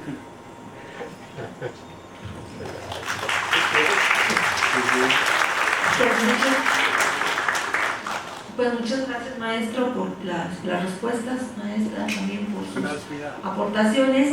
Y pues bueno, yo no me queda más que agradecerles a los tres compartir estas experiencias de su ejercicio profesional. Y pues de mi parte, de parte de la escuela, nos acompaña ahora ya la maestra Carmen Casas Rate, directora de la escuela aquí con nosotros, pero me voy a permitir entregarle sus constancias a la maestra Isabel y le estaremos haciendo entrega de manera digital.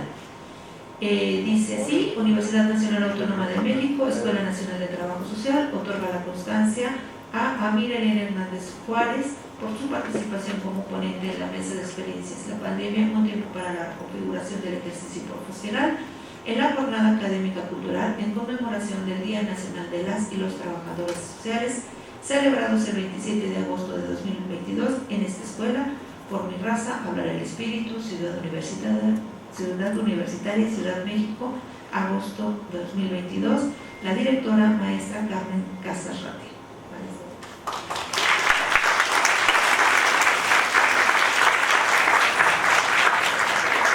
La constancia para el maestro Francisco Gabriel González Gutiérrez.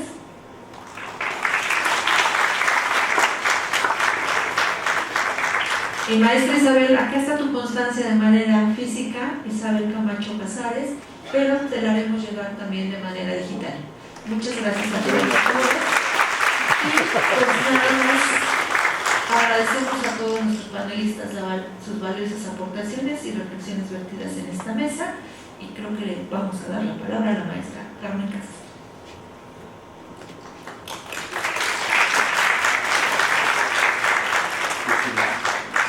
Para entregarle su constancia también a la maestra Alma Gloria Pérez García, por moderar la mesa y quien es coordinadora del cuadro. Muchas gracias.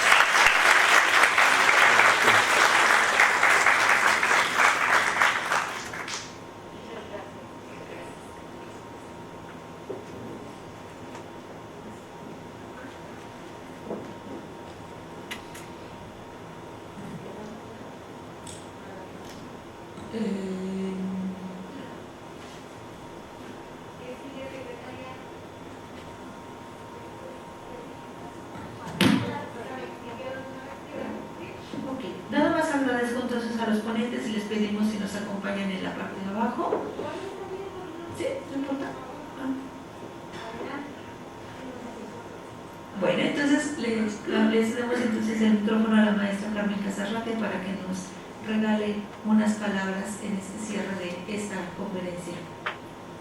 Bueno, pues muy buenos días, buenos días tardes, ¿verdad? A todas y a todos. ¿Cómo están? ¿Ya están cansadas? ¿Cansados? Sí, ya están cansados. Bueno, pues solamente saludarles, agradecerles a quienes nos acompañó este mediodía tarde en esta mesa de análisis, experiencias profesionales, reconfiguración del ejercicio profesional. Y bueno, pues comentarles que junto con una carrera atlética que se está concluyendo en este momento también en el Estadio Tapatío de nuestra universidad, en donde tuvimos la participación de toda la comunidad, familias, profesores, profesoras, pues cerramos esta gran jornada de actividades culturales, académicas, por la conmemoración del 21 de agosto, Día de las y los Trabajadores Sociales. Seguramente ustedes tuvieron la oportunidad de estar en algunas de estas actividades. Particularmente destaca esta jornada en esta intención de ver en esta reconfiguración del ejercicio profesional del trabajo social, pues estas posibilidades, como bien han comentado las profesoras y el profesor, de intervención en trabajo social. Ustedes, alumnas y alumnos de diferentes semestres de ambos sistemas de estudio, pues decirles que esto es trabajo social, que realmente en esta trayectoria las responsabilidades que compartimos y los ámbitos que hemos venido abriendo, sobre todo pues con profesionales como los que tenemos en este momento, tanto de manera virtual con la maestra Isabel Camacho, que saludamos con muchísimo gusto hasta Estados Unidos, que escuché que se encuentra, y nuestros profesores que pues están en el ámbito de la salud y en la defensoría pública ya por un buen tiempo. Ya tengo la oportunidad y el honor de conocer a maestra también en este ejercicio profesional. Ahora con pues el tema del peritaje social, que pues también de manera académica y de investigación hemos venido avanzando desde la escuela, ¿no? Creo que ha sido un momento y un compromiso por parte de esta administración de seguir estrechando los lazos entre la academia, el ejercicio profesional, por supuesto la investigación para la generación de conocimiento. Y esto pues no lo podríamos hacer sin ustedes. Muchas gracias, profesoras, profesores, y muchas gracias también por asumir ese compromiso en la formación. Son profesionales en formación de trabajo social y de verdad espero que pues con mucho orgullo a donde quiera que ustedes se planten, con esa firmeza que nos comentaba la profesora Isabel en lo que tuvo oportunidad de escuchar, con esa seguridad ante los escenarios que pueden ser muy complicados, ¿no? Muy desalentadores de repente, que tendremos que seguirnos abriendo paso, que tendremos que seguir apuntando a tener mejores condiciones laborales, a tener mejores condiciones como profesionales, pero que eso depende también muchas veces del compromiso y de la convicción que tengamos para seguir habiendo estas brechas para trabajo social. Entonces, decirles que espero que hayan disfrutado de este conversatorio tan interesante,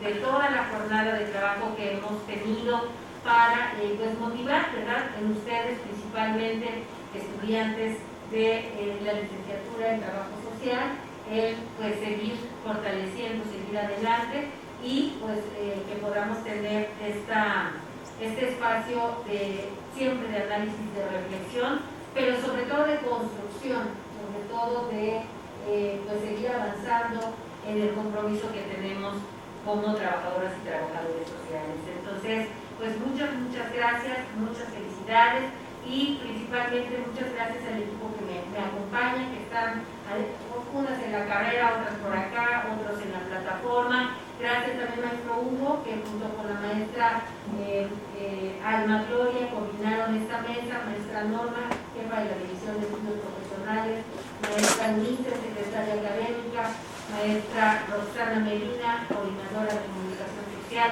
Carlita, Oscar de comunicación social, Oscarito que está por allá y Enrique que también veo que de repente se nos esconde, pero yo les pediría para ellos un aplauso grande.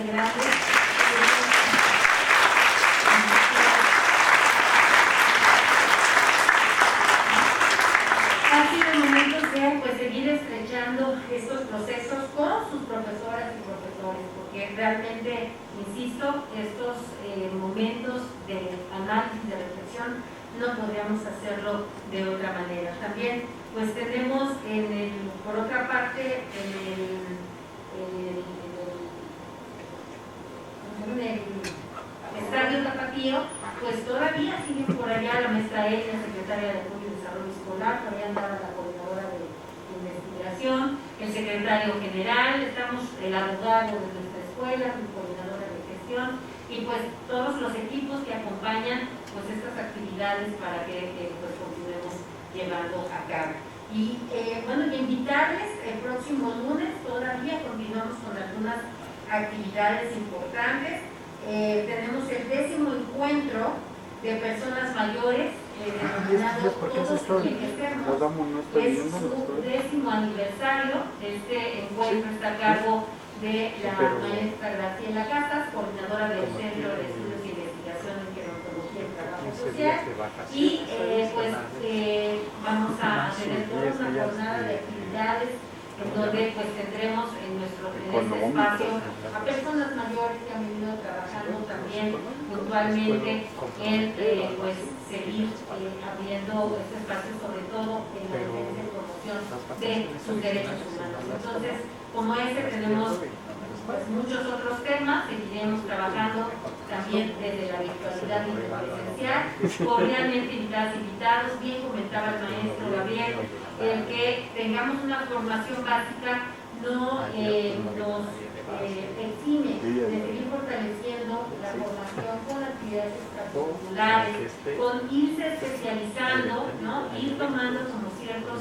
temas, ciertas áreas de profundidad, para que poco a poco, y también depende del semestre que se encuentren, pues se vayan acercando hacia donde quieren ustedes desempeñarse. Entonces, hay mucho por hacer, ¿no? Les necesitamos a todas, a todos, y profesora, no te vi, gracias por estar aquí también con nosotros.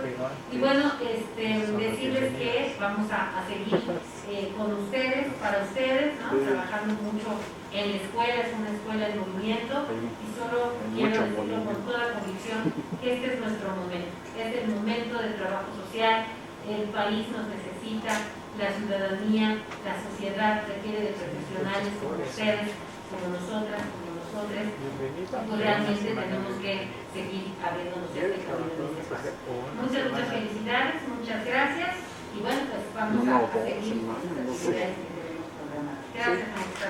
Y nosotros estamos en una puerta porque el proyecto sería 50 años. Pues agradecemos mucho las palabras de la maestra Carmen Casas Ratio, directora de nuestra escuela, Y pues no me resta más que agradecerles también a todos ustedes el estar aquí, el haber compartido con nosotros este espacio, a los ponentes habernos compartido esas experiencias, esos retos, esos aprendizajes, y que necesitamos seguir capacitándonos y seguirnos cuidando, como bien lo dijo la maestra.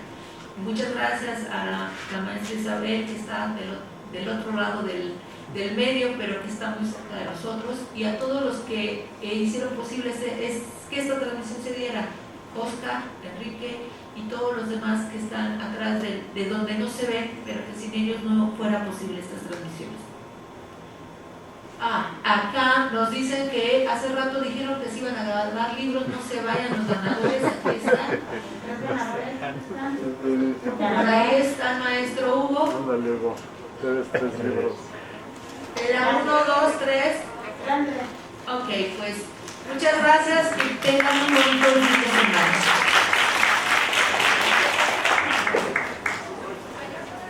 Corta el micrófono para hablar.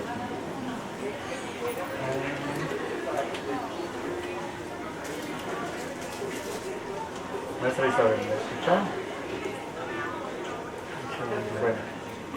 Bueno, cerramos la transmisión.